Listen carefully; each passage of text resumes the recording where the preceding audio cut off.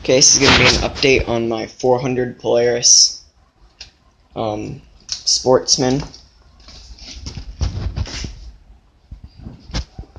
I have a wiseco piston in it.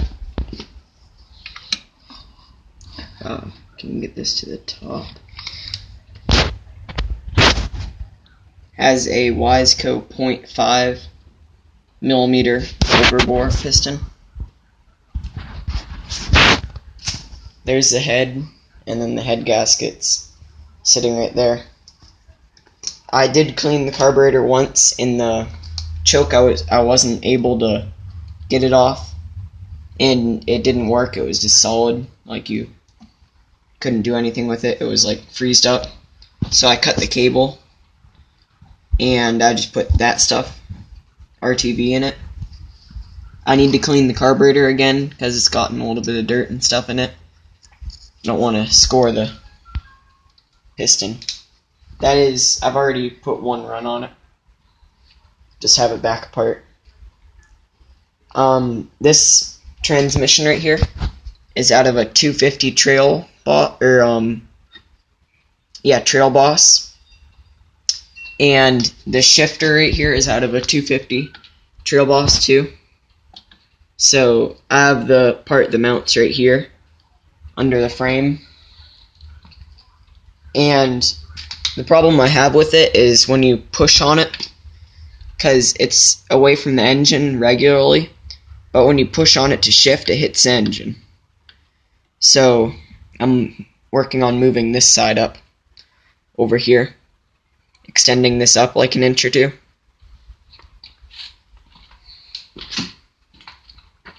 I haven't really done much with it since I've got it. All I've done is transmission swap. This rear shock is out of a 250. The 400 one, I still have it, and it has a black spring, but it's blown out. There's oil all over it, so I'm pretty sure it's blown out. I have put new swing arm bushings in. I just used regular bushings like what would be in a car. I had it running pretty good, and then it kept overheating. So I'm working on trying to figure out what the overheating problem is. I blocked off the oil pump. I made a little sheet, or a little plate there with a sheet of rubber right here. And then to get the head off, all I did was I took a C-clamp and I put it across here, and I just tightened it, and it pulled the engine over enough that you can get the head out. The oil that I've been using is this stuff. Premium Plus. I don't really like this stuff that much, but I did run this stuff in it a little bit because when it had the oil injector pump, that would give it a lot more oil because that oil's a lot thinner than that oil. This little bearing part right here on the 250, it was pressed on. There was a bearing that was pressed onto the shaft, and it was just mounted like this, and you couldn't get this out without removing that bearing. So this one's out of the 400. This is just a bushing. And then the chains do need tightened. It's a good 2 inches of slack right there, and then that one's pretty good. That's only like an inch. But I think this one has, that one's good too. Just this middle one. But you can't really tighten the middle one without tightening that one. Well, without loosening that one. I need to do a few other things to it. I got it for $500, and I had a blown up 250. The 250 I have is, that's mostly what's left to it. Then I have some of what's left to it in there, and then I have the front push bumper off the 250.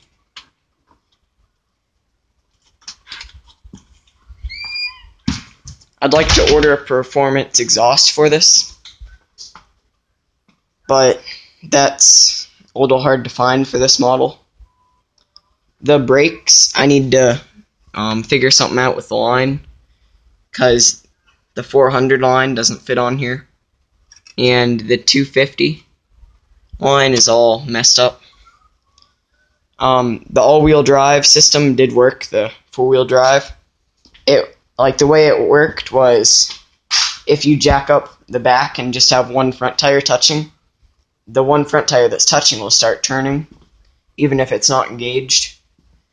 But the other tire that's not touching won't have any power when it turns. It takes a lot of force to get it to turn with power.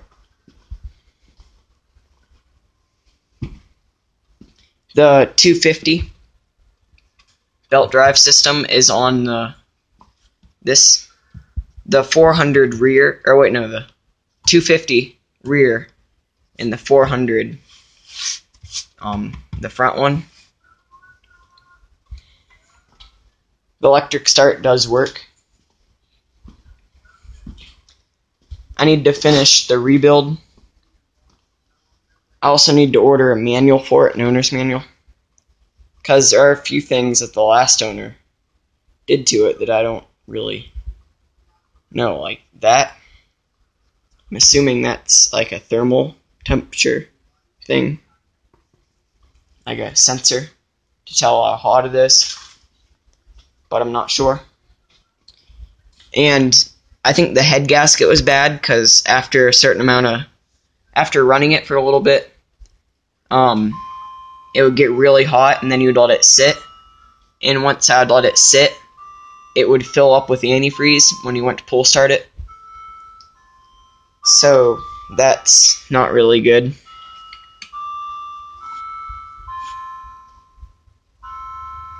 And one thing that I'm concerned about, I don't know if this matters or not, but that hole drilled right there. And what I've been doing is wiping it all out, and then putting some oil on the cylinder, and then pulling it over and wiping it all out, because there's quite a bit of antifreeze in there. I hope it didn't get in the bottom end, because rust isn't good for a two-stroke. If I knew where I put the shifter, I'd show you what I'm going to be doing right here. But it's basically, I'm just going to be mounting it right under here. I had to drill a hole right here. Well, I could have welded a bolt on, but that would be a lot more work.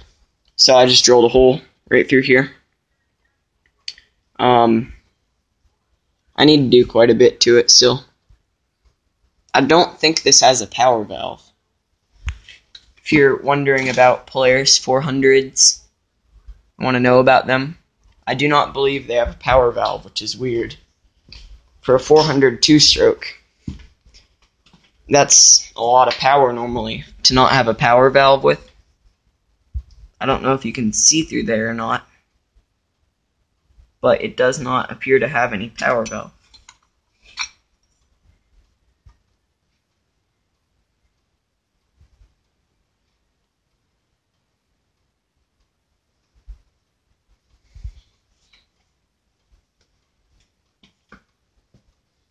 So that's all for this update. Please comment, like, and subscribe.